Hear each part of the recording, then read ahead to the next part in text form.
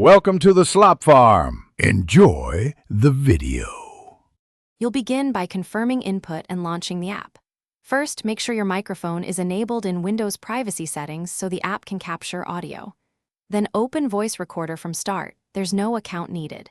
Click the big record button or press Ctrl+R to start immediately. Speak clearly toward the mic and keep distance consistent. This reduces background hiss. Once done, click Stop. You've captured raw audio. The next step is trimming and saving, which we'll handle now. Once you have a clip, you'll clean and organize it. Select the recording and choose trim to cut leading or trailing silence. Drag the handles and save a copy so the original stays intact. Make sure to add markers while listening.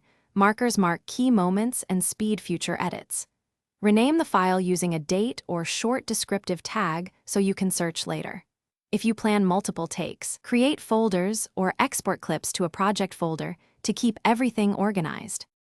To finish, export and distribute your audio. Click Save As or right-click the recording to copy it to OneDrive or a local folder for backup.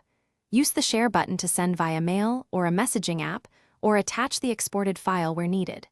Make sure to choose WAV or M4A based on compatibility requirements.